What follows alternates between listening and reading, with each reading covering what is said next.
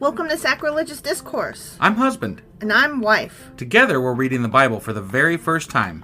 We grew up without religion and wanted to know what all the fuss was about. Well, what have we learned so far? That God is a dick, and apparently some people believe in talking donkeys? We're not trying to pass ourselves off as experts. Nope, we're just reading the Bible for the first time and giving our first take reaction. If you'd like to join us in this venture, you might consider starting at episode 1. Otherwise, jump in wherever you like. All right, let's go read the Bible. Yeah, let's get to it.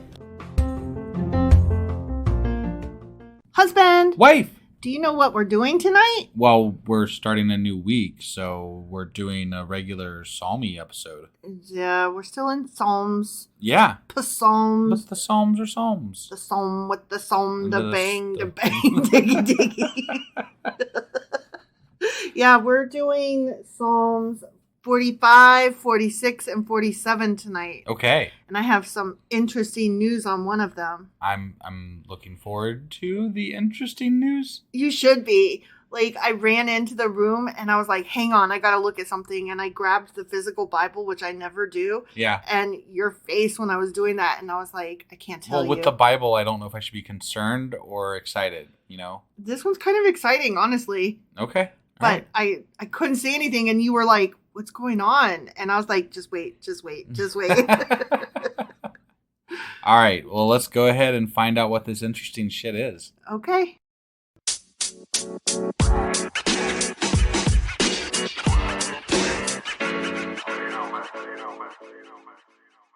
All right. So here we are getting back into our Psalm of Psalms. Okay.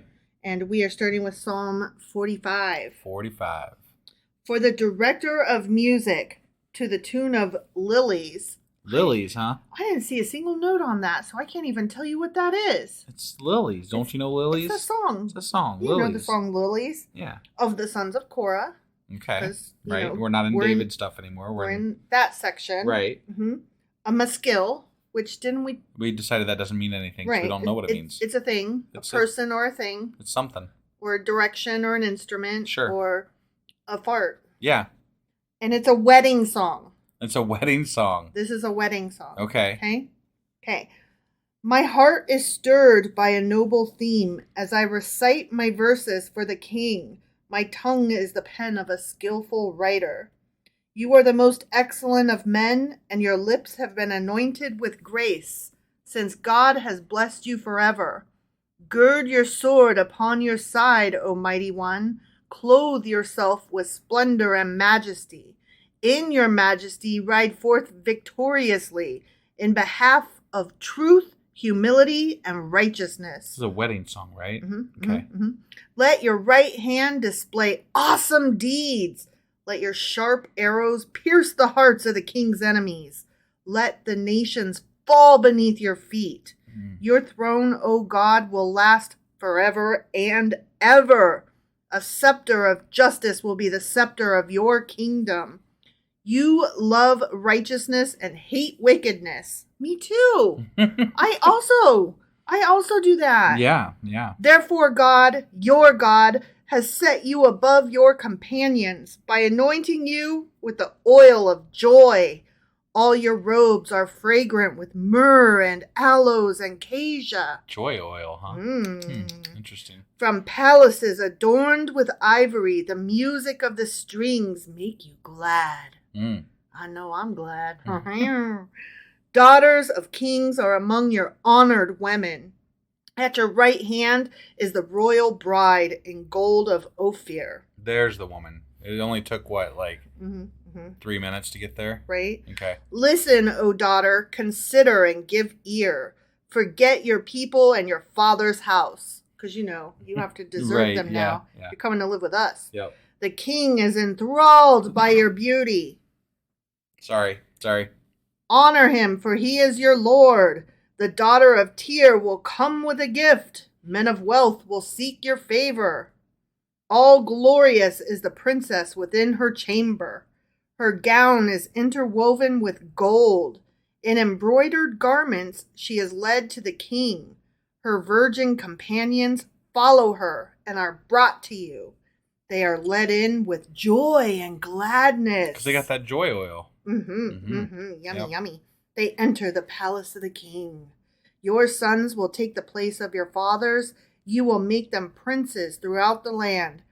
I will perpetuate your memory through all generations. Therefore, the nations will praise you forever and ever. That did not sound like. I mean, like, that was very unwedding-y.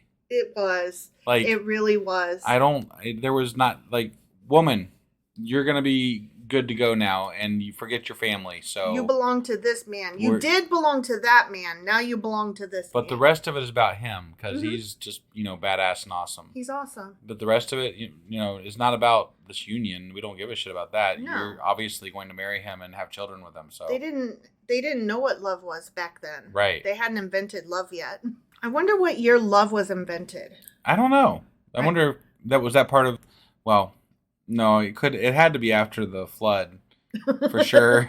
I mean, this is after the flood. Right. So how long after the flood? I don't know, but it was definitely after the flood. But because you can't have love when you drown the entire world. Right. That can't be a thing that exists. Okay, but here are people that are only getting married to trade women, like Pokemon cards. Yeah, it does feel like it was like maybe post Old Testament at least. Yeah. Because I don't see a lot of love.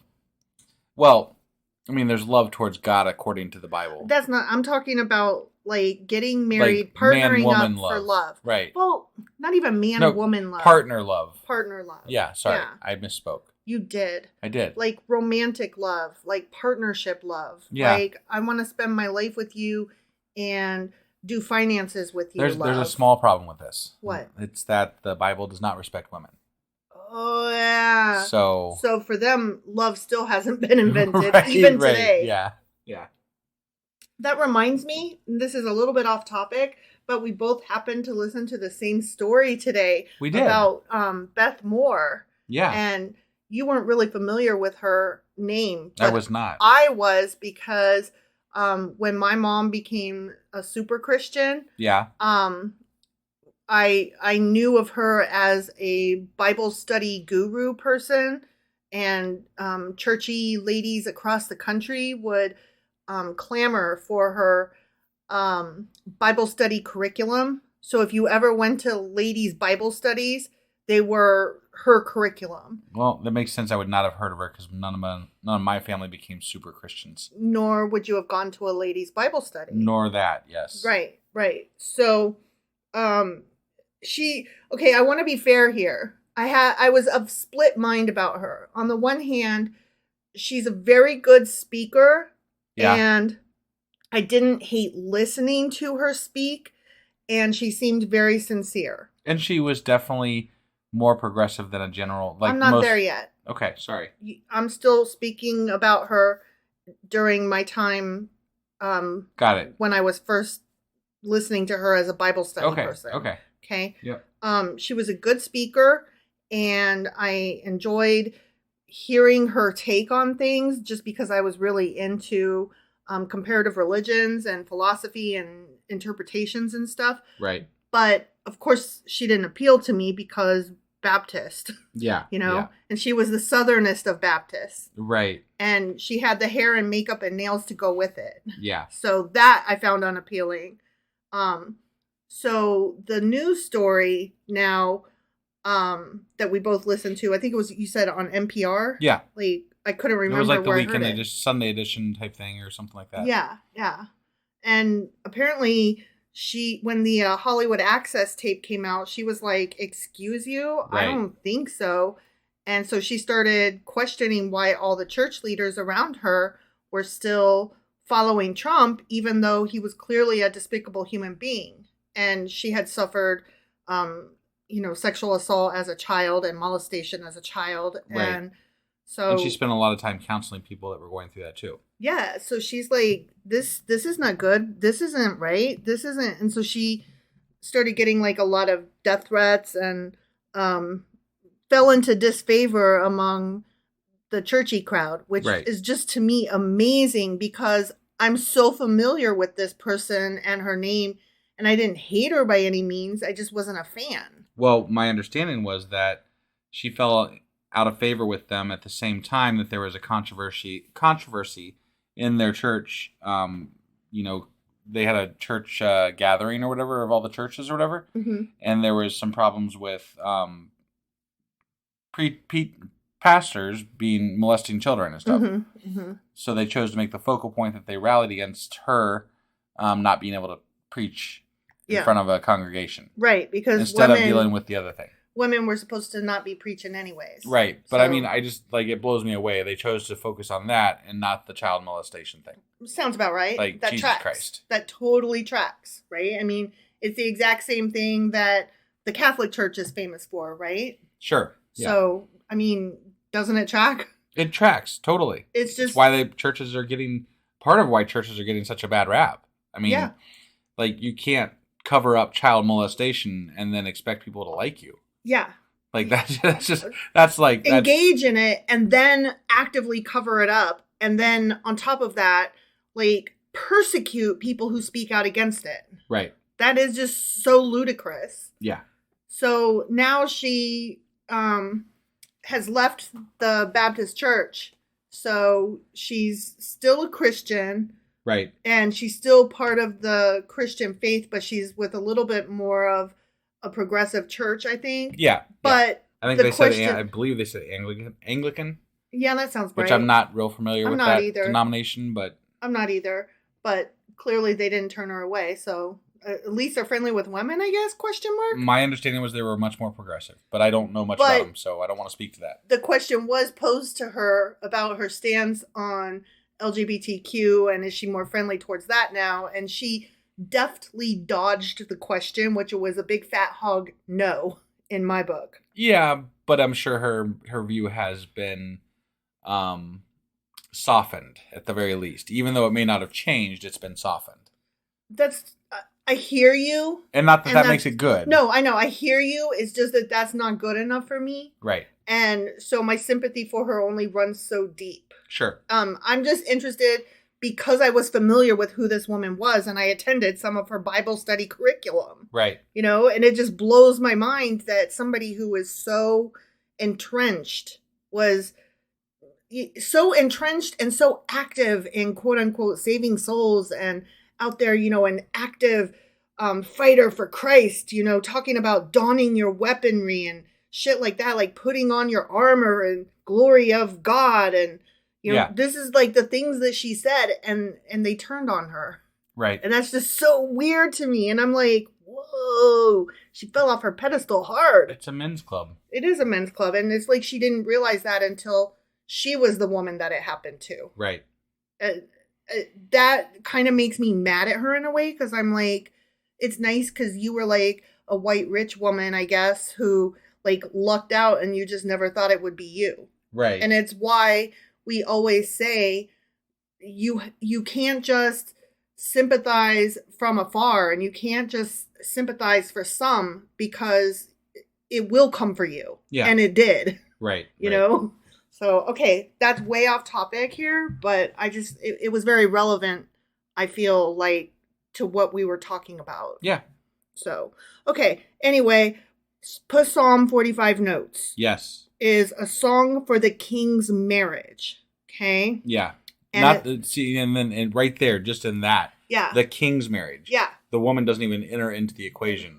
It doesn't even matter who she is unless she's bringing money and politics to the table, and then it still doesn't matter who she is. It doesn't matter who she is. It matters who her parents are. Yeah, exactly. And how much money is right, coming. Right. It starts out, my heart is inditing a good matter, which I find interesting. The shoshanim is either a musical instrument shaped like a rose or the tune to which the psalm should be sung. So in the beginning, it said one of those things. Right. And I like an instrument shaped like a rose because why not? I want to see that one. Me too. I'm like, what is that? It's some kind of like banjo-y guitar thing that like a bard carries. Okay. Like, what did the bard play? Like, what was that little banjo-y instrument? I can't remember off the top of my head. But you know what I'm talking about, right? Yeah. Like, you can picture him going... Yeah. No, I can totally picture the instrument. I just can't remember the name of it. Yeah. Well, it's one of those things, I imagine, but shaped like a rose. Right. I don't know why. Yeah, I don't know. I mean, I can't imagine. That doesn't do it for me, but I mean, I don't know what this instrument looks like still. I don't know about except music, for the rose. so I don't know enough about music to know how that would change the sound. Right. Okay, so this psalm, as we have stated more than once, is a wedding song, and it's written to a king on the day of his marriage to a foreign woman, and is one of the royal psalms. So it's not just that he's getting married to a woman who is a foreigner. That's why they specifically said that they have to ditch their family and stuff. Yeah, like let that country go. Right. Which to me means subjugated, not necessarily married, but whatever, yeah, okay. Exactly. So she was sold. Got it. Yeah. Yeah. She is a political prisoner. Yeah. Or a pawn at best and a prisoner much more likely. Right. So I said this is one of the royal psalms. And the royal psalms, I don't know if you recall, but there are 10 of them that are united by their subject matter of kingship. Okay. Specifically, the royal psalms deal with the spiritual role of kings and the worship of Yahweh. Although here in the section that we're in, it's Elohim. These are the Elohistic, I cannot say that word, Elohimistic psalms. Okay. Because they do Elohim instead of Yahweh. Got it. Aside from that single qualification that it's about a king, there's nothing else that specifically links these 10 psalms. Okay. All right. And we've already gone through half of them now. 2, 18, 20, 21, and this one was 45. Got it. And then there's 10 left. Or I'm sorry, there's 5 left because 5 plus 5 is 10. Got it. 72, 101, 110, 132, and 144. Okay. Psalm 45 is the only example of poetry in the Psalms and was composed and sung by a minstrel. Huh. Yeah. Okay. And it may refer to the marriage of Solomon with an Egyptian princess. Oh, an Egyptian princess, huh? Are we talking about what was her name? Queen Sheba? Sheba. Yeah. But that was okay. But we also decided that she was an African princess, I thought. Well, Egypt is in Africa. Right. So that still tracks. Yeah. But I mean, I thought it was like a different part of Africa than Egypt was. I thought we had decided. I can't remember what area we said. I don't know. But that still is like, oh, okay. Okay. Right. I'm with you. Some posit that the wedding of Jezebel and Ahab was the likely occasion instead. Okay. So we don't know. Sure. But whatever. Okay. According to classical Jewish sources, Psalm 45 refers to the Jewish Messiah. And of course, that means Christian scholars frequently interpret the psalm as a messianic prophecy. So it's either the Messiah to come for the Jewish people or the Messiah who already came for the Christians. Got it. So it's either Jesus or Jewish Jesus. Got it. If that makes sense. Yeah. I mean, Jesus was Jewish, but you know what I mean. Right. The one that's still coming. Yeah. At some point, apparently. Mm-hmm. Okay. So this psalm may be said as a general prayer for the end of the exile and the coming of the Messiah. Got it. Okay. Yep. So that is all for Psalm 45 notes. Okay. Let us move on to reading Psalm 46. Okay. I'm very excited about this one. This is the one you're excited about. This is the one I'm excited about. Okay. Ready? I'm ready. For the director of music of the sons of Korah, according to Alamoth, a song. Okay. Mm-hmm. God is our refuge and strength, an ever-present help in trouble. Therefore we will not fear, though the earth give way, and the mountains fall into the heart of the sea, though its waters roar and foam, and the mountains quake with their surging. Selah. Okay. There is a river whose streams make glad the city of God, the holy place where the Most High dwells. God is within her, she will not fall. God will help her at break of day. Nations are in uproar, kingdoms fall. He lifts his voice, the earth melts. The Lord Almighty is with us. The God of Jacob is our fortress. Selah. Come and see the works of the Lord, the desolations he has brought on the earth. He makes wars cease to the ends of the earth. He breaks the bow and shatters the spear. He burns the shields with fire. Be still and know that I am God. I will be exalted among the nations. I will be exalted in the earth. The Lord Almighty is with us. The God of Jacob is our fortress. Salah. I'm going to go ahead into Psalm 47. Okay. Yeah. For the director of music of the sons of Korah, a psalm.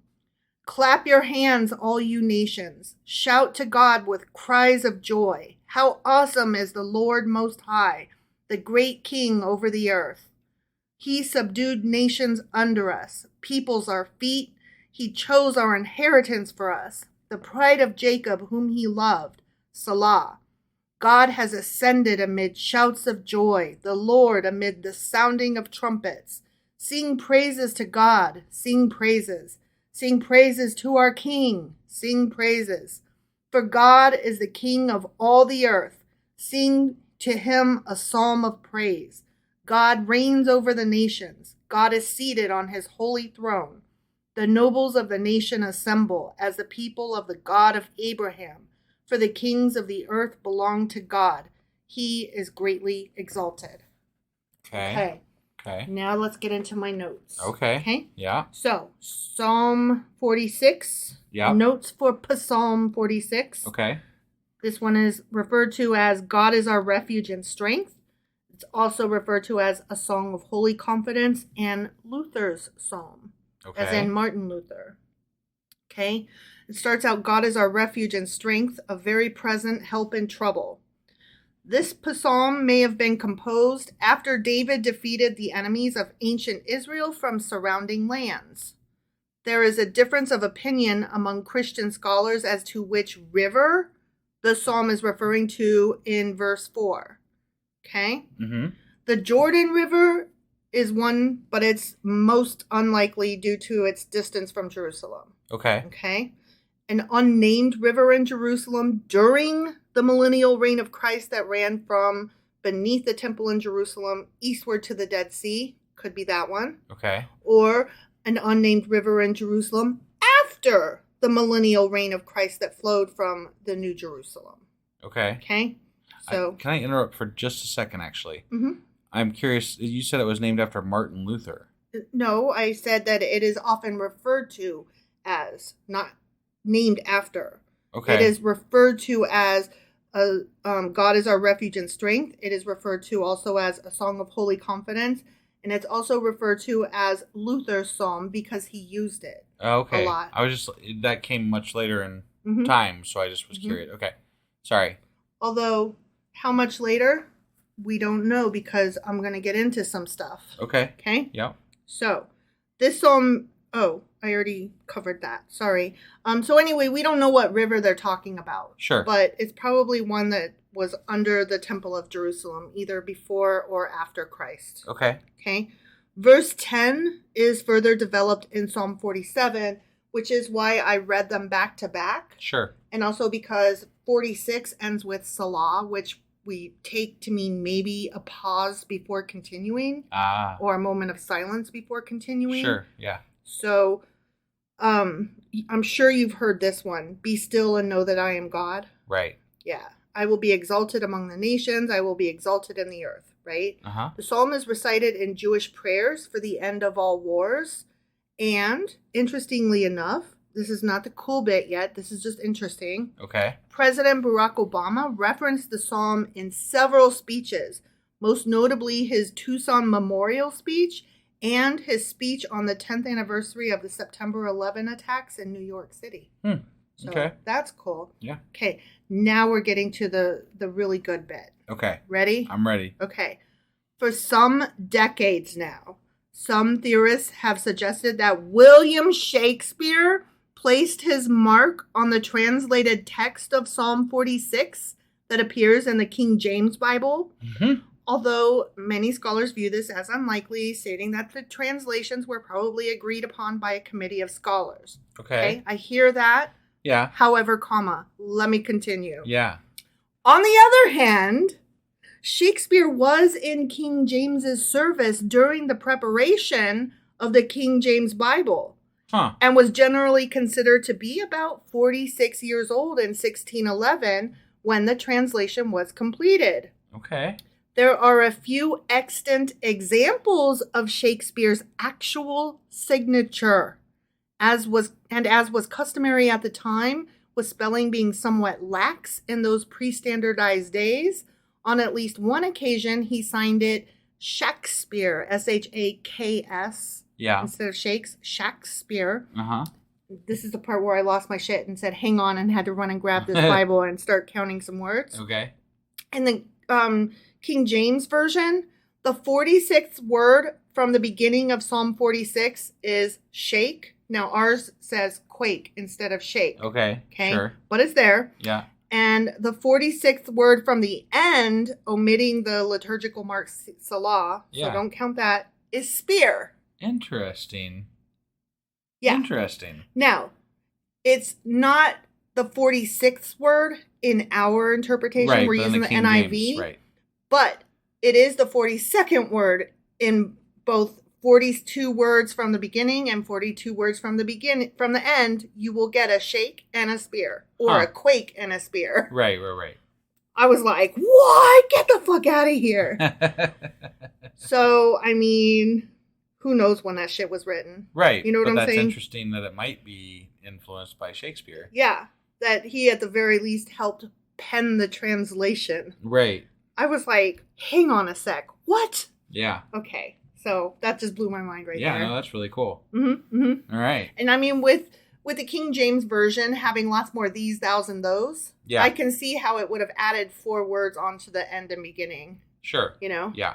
So, but I like that the NIV still kept it at, okay, we can't quite squeeze it out to 46, but we'll still keep it as close to as possible, and we'll make it the same number on each end. Right. 42 and 42, which is almost better. Yeah. I mean, yeah, 42. So, okay. Notes on Psalm 47. God is the King of all earth. And this one starts out, oh, clap your hands, all you people. Just clap your hands. You know? Yeah. Sorry, I had a yawn there just for a second. You did, and I'm like, where's my reaction? You know that song? Just clap your hands. Loving is what I got. Oh, yeah. Said, Sublime? remember that? Yeah. Yeah. I got it. Just clap your hands. Sorry, the way you said it did not ring a bell. Okay. Well, you never, ever get my references. I got that one, though. Okay. So anyway, this is a hymn psalm, okay? Yeah. This little rinky-dinky Psalm 47. Okay? It's a hymn psalm. A hymn psalm is a song of praise for God's work in creation or in history. And they typically open with a call to praise, describe the motivation for praise, and conclude with a repetition of the call. So, you're awesome. Here's why you're awesome. Yep, you so awesome. Got it. Okay? Yeah. In Christian scholarship, Psalm 47 is one of 7 enthronement psalms, which is one of the forms of the hymn psalms.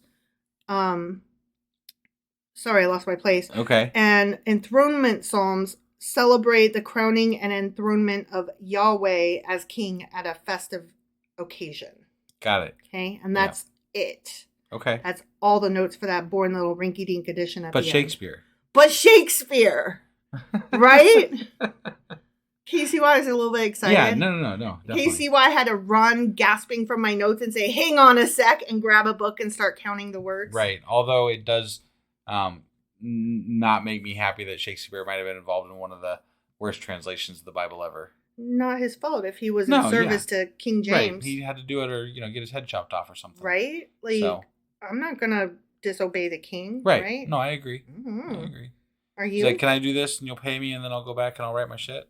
And he's probably like, no, do this first. Right. Also suck my dick because I'm a flaming homo. Oh, jeez. He was. Right. I'm not saying anything nobody knows. Like, I don't know who forgot to tell the, Christian church as a whole. Right. That the Bible copy that they praise with all its... It's kind of funny that they say his name all the time because... King James. Yeah. And I'm like, he was not just gay. He was flaming gay. He was so gay. The irony there, huh? It's beyond irony, and it's just ridiculous. And I'm like, how do you hate so much the people among whom is the big leader of them that wrote the book that you praise. Right. I don't understand you, and Yeah. I never will. Nope. All right. Well, that was our Psalms episode for today, which was Psalms 45, 46, and 47. Those are the ones. Mm-hmm. And we will be back tomorrow with Psalms 48, 49, and 50, unless there's something connection that makes me do more or less. Yep. All right. We'll see you guys then. Yep. Bye.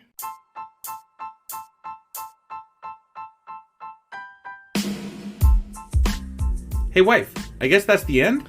But husband, that's just sad. It doesn't have to be. We are on lots of social media platforms like Twitter.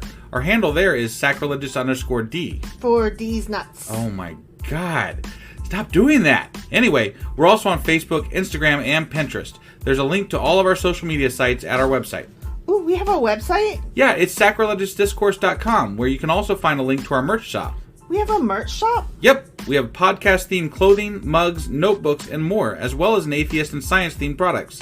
Wow, our fans should really go check that out right now. Definitely. They can get in touch with us by sending an email to sacrilegiousdiscourse@gmail.com.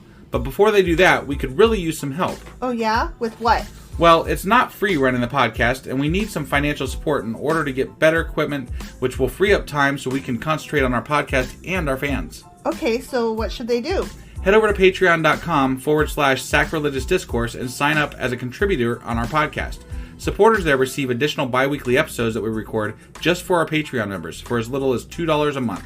Also, we'd really appreciate it if you would like and subscribe on whatever platform you're using. And Apple Podcast reviews help us out tremendously. Like and subscribe. Leave an Apple review. Join us on Twitter. Support us on Patreon. That's a lot of instructions. Don't forget to say thanks. Thanks. Okay, bye.